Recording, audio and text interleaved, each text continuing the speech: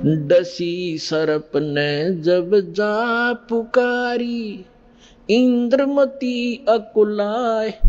एक समय एक चंद्र विजय नाम का राजा था। उसकी इंद्रमती नाम की रानी थी और वह बहुत भक्तिनी थी। इतना सुख हो करके भी जो परमात्मा की तरफ में भगवान की भक्ति में लगे होते हैं वह पुण्यात्मा विशेष होती है। उसने एक गुरु बना रखा था।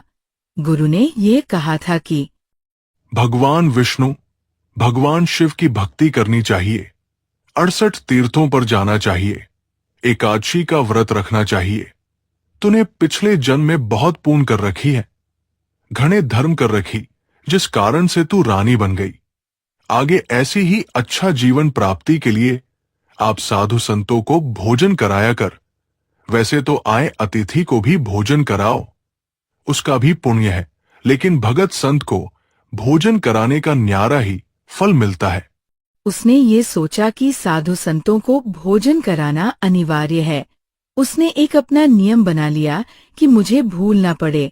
मैं प्रतिदिन संतों को, जितने भी आसपास के संत 20-10, कम से कम एक संत को तो भोजन कराकर ही मैं प्रतिदिन आहार किया करूंगी। और उसने अपने नौकरों से बोला, आसपास जो भी जंगल में कोई साधु संत हैं, उनको प्रार्थना करके आओ कि प्रतिदिन यहाँ भोजन करने आए, और जो यहाँ नहीं आ सकते हैं उनको वहाँ पहुँचा कर आओ। इंद्रमती अपने हाथ से रोटी बनाती और साधु संतों को भोजन कराती। जो भी 10-20 आते सभी को आदर से भोजन कराती। ये सिलसिला शुरू हुआ। एक बार क्या हुआ कि कुंभ के मेले का कोई ऐसा संस्कार हो गया।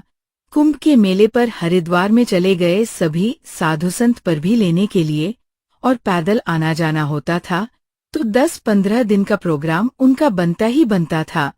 कोई भी संत उस क्षेत्र में रहा नहीं। अब रानी को पता चला कि साधु आए नहीं। पता करके आए साधु कोई है नहीं, सब चले गए।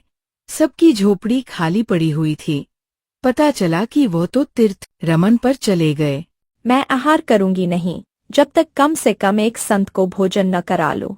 रानी ने प्रतिज्ञा कर रखी थी कि जब तक खाना खिला न लूंगी संत को, मैं आहार नहीं करूंगी। एक दिन बीत गया, 2 दिन बीत गया। रानी थी भूखी घनी रही नहीं थी। तीसरे दिन तो वो आंखें बंद करने लगी। तब उसके पति ने समझाने लगा, क्यों अपना जीवन नाश कर रही हो? खा लो 2 रोटी, जब साधु आवे तब फिर भोजन करा लिए। रानी ने भोजन न करने की ठान ली। द्वापर के अंदर परमात्मा करुणामय नाम से आए हुए थे, यही कबीर भगवान। परमात्मा ने देखा कि रानी इंद्रमती मरेगी, तो एक साधारण संत बनकर राजा के महल की तरफ आते दिखाई दिए। इधर रानी ने अपनी नौकरानी से कहा, यदि तू अपनी रानी का जीवन चाहती है तो देख ले कोई साधु संत तुझे दिखाई दे जा, नहीं तो आज शाम तक तेरी रानी प्राण छोड़ देगी। वह दासी दुखी होकर के ऊपर चढ़ गई अटारी पर, और वह कहाँ देखे विचारी। उसने क्या देखा कि सामने एक संत रूप में सफेद कपड़े में दाढ़ी बढ़ी हुई, छोटे छोटे बाल है। आ रहा है सिंपल सा साधु। परमात्मा ने उस दिन गले में एक माला भी डाल रखा था कि साधु की तरह दिखाई दे। नौकरानी दौड़कर आई और रानी से कहने लगी, एक महात्मा सा नजर आ रहा है। कपड़े तो लाल है नहीं पर शकल साधु जैसी लगती है, आप कहो तो बोला लाऊं। बहन ले आओ जैसा भी हो। अब वो नीचे गई। इतने में परमात्मा भी महल के निकट से आ गए। नौकरानी ने प्रणाम किया और परमात्मा से कहा, महाराज, आपको हमारी रानी याद कर रही है। आप कौन हो? मैं नौकरानी हूँ। बेटा, रानी को यदि गरज है संत की तो यही आ जाए गली में।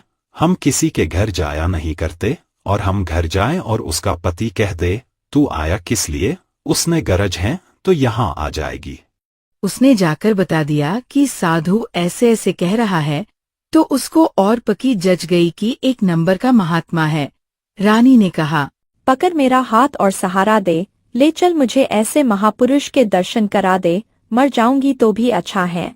आज पहली बार सुन रही हूँ कि रानी को कहने वाला कि गरज पड़े तो रानी यहाँ आ जाए।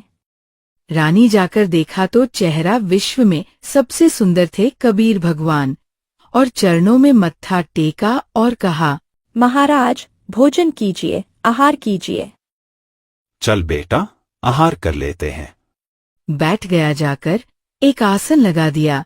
रानी ने दुखी सूखी होकर नौकरानी के सहयोग से स्वयं भोजन बनाया और कहा, महाराज जी भोजन पाओ, आहार कीजिए। बेटा, आप इतना कमजोर क्यों हो? कोई रोग है आपको क्या? मैं प्रतिदिन एक साधु को भोजन कराकर भोजन करती थी, संत रहे नहीं क्योंकि वह कुंभ के मेले में स्नान के लिए चले गए।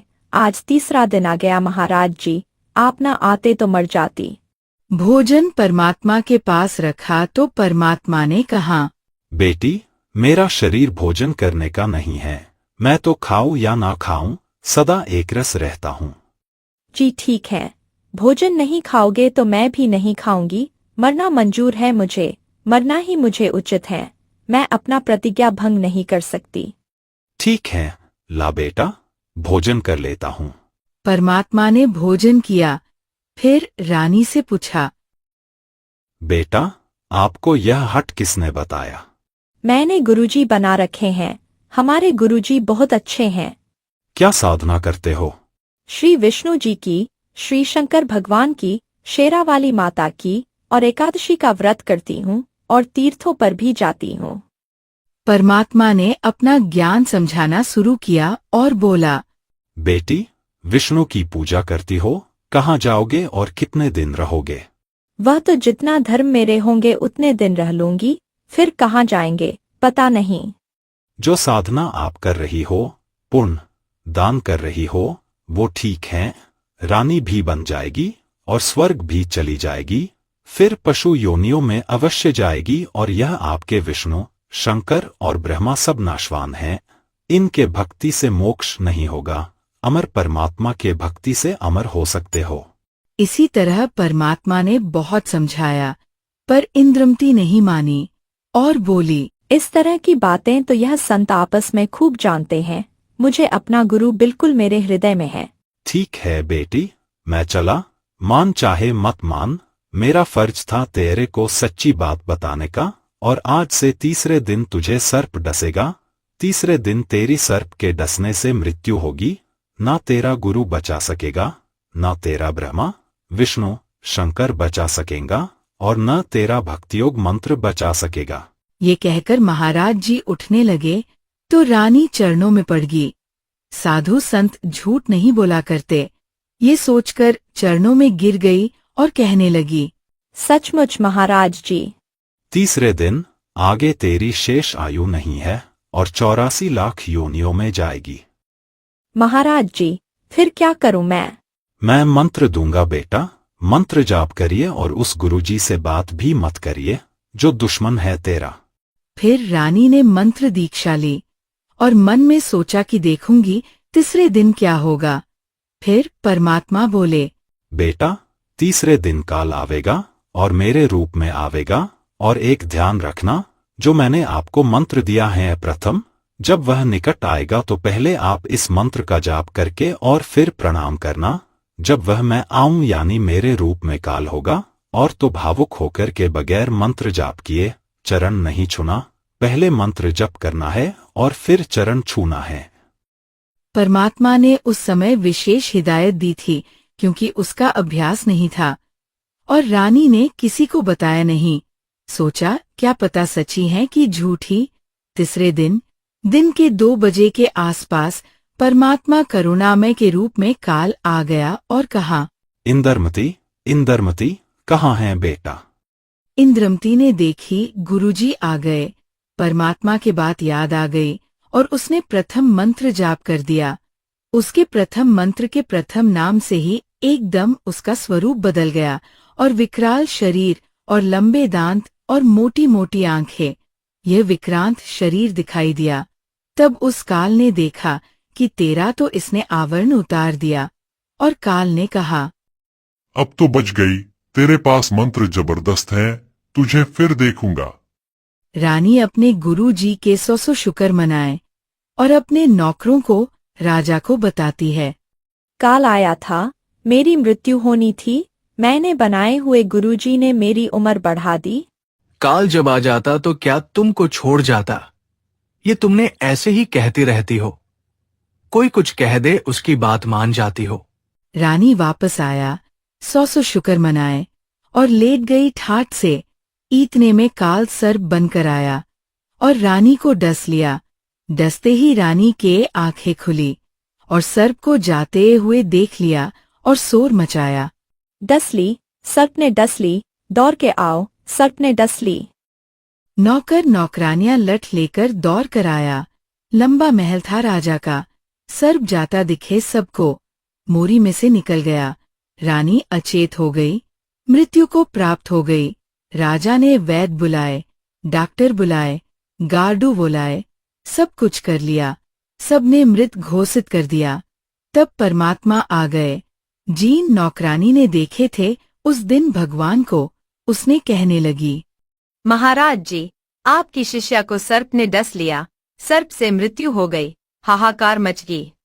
तब परमात्मा ने एक बहाना सा करा, मंत्र सा बुदबुदाया और कहा, उठ बेटी।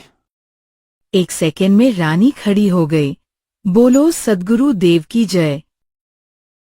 डसी सर्प ने जब जा पुकारी, इंद्रमती अकुलाए। डसी सर्प ने जब जा पुकारी, इंद्रमती अकुलाए।